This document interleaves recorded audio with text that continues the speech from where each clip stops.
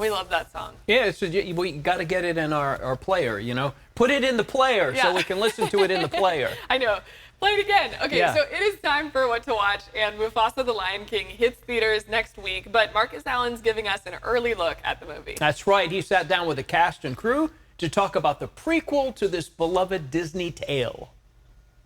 You guys, I'm so excited to talk about this. If you can't tell by the elevated nature of my voice, my next What to Watch, you're going to say, well, they pay you to tell us that? We're already going. But What to Watch is Mufasa, this sequel or prequel to The Lion King. It's sort of both in a way that I don't want to spoil right now, is absolutely amazing, firing on all cylinders. If you loved the 2D animated version, which, by the way, was 30 years ago, or the new live action, which now itself is 5 years old, you are going to love this movie. Want to know what's extraordinary about it? Lin-Manuel Miranda brings the music. One of my favorite songs is right about that moment that just passed by. Always wanted a brother. And I thought, well, you got a song about always wanting a brother, but you got a sister, Lynn. Did that cause problems? Take a look. What I got reading the script, I was like, that's the song. That's actually the song. That's awesome. And so it was a joy. You actually led me right into the whole reason why I set up that. So having a sister, is she a little offended that you're writing a song, I always wanted a brother? No, I worked out all my sister issues on Encanto. I gave her surface pressure and gave her flowers for being the oldest sibling and carrying so much burden for the rest of us.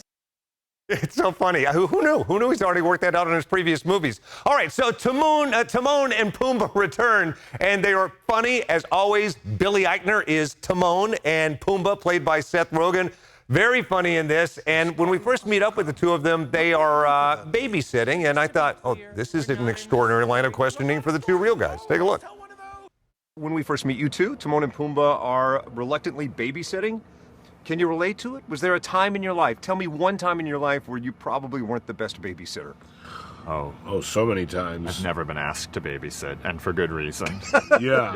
I've only been around. Yeah, I've never been the person solely responsible for one of my friends. I've watched my nephews a few times, and I remember coaching them through how to convince my sister to buy them Grand Theft Auto. With that said, my kids right now are saying, I would have loved to have had them as babysitters. Big Grand Theft Auto home, but that says way too much about me. All right, you will not hear them sing, by the way, Hakuna Matata, but there's a very funny moment in the movie where Timon and Pumbaa start to break into that, and then the line that drops after that is one of the best laid jokes in the movie, but you're going to have to watch it to find out about that. All right, I say the big ticket for last. The trio that you get with Sarabi, Mufasa, and he who would become Scar are among the best new voice talents of the year. Take a listen.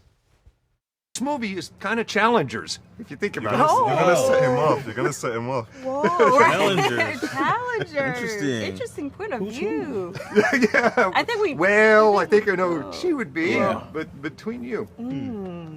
Anyway, I tell my kids on this subject, life is very complicated, and you see that in this movie. Yes, you do.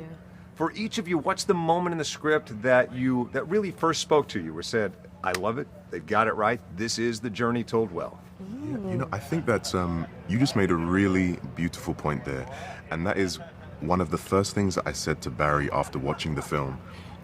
The film isn't didactic, and the film isn't patronizing to young people. And in it not being patronizing to young people, the result is grown folks can also engage with it and enjoy it.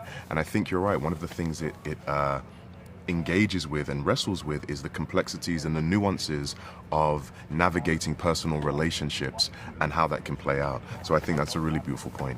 Did you hear that voice? Now, that is a voice that could go on to become James Earl Jones' voice, who portrayed the character the first time around. And by the way, beautiful tribute to James Earl Jones, both in the movie and in our half-hour special we do on this. And my phone's blowing up right now. Did you really just compare this family movie to Challengers? Yes, I did. There's a love triangle in it, and when you see it, you parents will nudge each other and go, he's right, you know. All right, so my half-hour special dedicated to all things Mufasa. Where can you find it? On the ABC 10 Plus app. Be sure and check it out there, and lots of other awesome stuff, especially if you like movies.